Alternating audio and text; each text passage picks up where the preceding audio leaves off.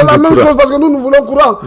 C'est madame la ministre du courant. Parce que sans courant, on ne peut rien faire. On est habitué parce qu'il faut voir tout est aux arrêts. Moi, je suis à Abidjan actuellement, je ne peux pas faire l'éloge de la Côte d'Ivoire, mais je sens que le nerf même de développement d'un pays actuellement, c'est l'électricité.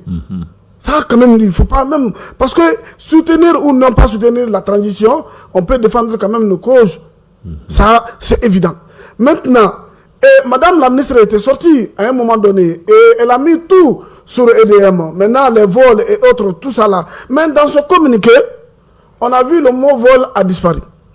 Maintenant, le vol a laissé place à quoi? Maintenant, il y a pénurie. Bon, il y a, je ne sais pas si c'est la décrue au niveau du fleuve.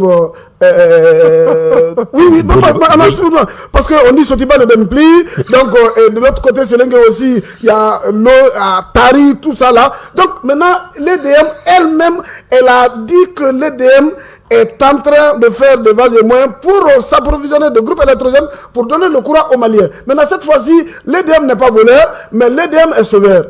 Donc, dans ce genre de communiqué, on ne peut pas comprendre. Et au lieu de se casser derrière un papier, un communiqué, en tout cas, j'aurais souhaité que madame la ministre, avec maintenant tous les pléthores effectifs qu'elle a au sein de son département, maintenant soit interjectée dans les presses, les débats, maintenant de venir nous dire, nous expliquer aux Maliens réellement ce qui s'est passé, mais pourquoi fuir au débat? Mais c'est maintenant là qu'on a besoin de débats pour nous expliquer, on ne peut pas se casser derrière un communiqué. Non, c'est impossible. Il faut nous expliquer. Est-ce la solution que nous-mêmes nous avons soulignée ici? Puisque si vous regardez, on a insulté aux intelligences des Maliens, de nous-mêmes, nous qui sommes là. Et si vous dites que bientôt on va donner des kits aux structures fêtières, est-ce qu'on connaît d'abord le nombre d'ateliers de couture qui sont ici?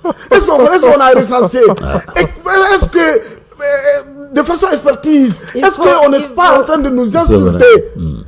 Parce qu'on ne comprend rien. C'est comme le mythe des cavernes de Platon, l'allégorie de Platon, on est en train de nous vendre.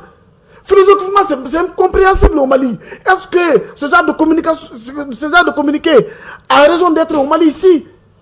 Mais à travers les mairies, ces structures qui payent des taxes... Il faut qu'Assimi sorte de dire à ce département, dans une telle crise, comme Alpha Condé l'avait fait précédemment, dire au ministre d'aller vers les médias, expliquer le problème. Et tant que le problème n'est pas expliqué, il y a toujours des spéculations. Et maintenant, pour barrer la route aux spéculations, puisque nous savons maintenant que ce ne sert à rien de donner 100 000, 200 000 à un vidéoman, d'essayer d'endormir la population avec des rêves aussi qu'on ne verra jamais jour. Mais il faut quand même que vous sortiez maintenant dans les niches et venir sur les plateaux comme Entretien Brut, sur les grands plateaux pour essayer avec les experts, avec les journalistes. Mais pourquoi avoir peur des journalistes? Affronter les journalistes et expliquer ce qui ne va pas. Parce qu'on a vu que avec les distributions, parce qu'on connaît le nombre des hôpitaux, on connaît. Mais actuellement au Mali, moi-même j'ai peur. Moi qui a une femme enceinte, donc j'ai peur. Donc peut-être à l'approche de l'accouchement, il faudra l'envoyer en Côte d'Ivoire ou en Guinée. Parce qu'on ne veut pas entendre parler de la Côte d'Ivoire, mais il faudra l'envoyer pour ne pas qu'en pleine césarienne que le courant coupe. Parce que rien n'est sûr ici au Mali actuellement. Donc le communiqué là, on n'a pas besoin de se communiquer.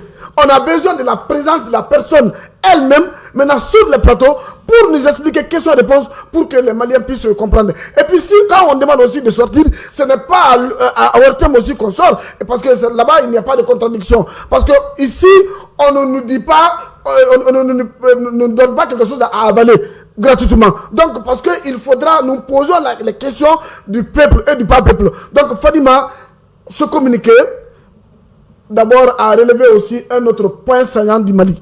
On a parlé des dons. Et dans ce communiqué, on dit qu'il y a 1 million de litres qui est consommé par le Mali, par l'énergie du Mali chaque jour. Et on a parlé aussi des dons. Un pays qui veut maintenant encenser les donations pour montrer 120 et quelques mille litres qu'on a donnés au Mali. Étant donné que le Mali consomme 1 million de litres par jour, 120 litres de dons On est en train de faire le c'est comme si on a fait c'est comme si ça fait quelques heures d'électricité ça ne même pas une minute d'électricité dans une localité. Ça ne va pas prendre Mandé TV en un mois. Donc maintenant c'est pour vous dire que ça ne nous arrange pas. On n'a pas besoin de tous ces éloges et tout ce qu'on a besoin, comme ce Touré l'avait si bien dit, on n'avait pas besoin de comprendre ce qui s'est passé. L'EDM a fait ceci, ou bien le nombre de citernes, ou bien le nombre de fournitures, tout ça là. On n'a pas besoin. Ce qu'on a besoin est une solution adéquate. À quand la fin de cette calvaire? Effectivement, moi, quand j'ai lu, pour vraiment aussi donner mon appréciation par rapport à ce communiqué, vous avez déjà avancé tout ce qui a été dit. Et sur ce plateau, je l'avais aussi fait comprendre que les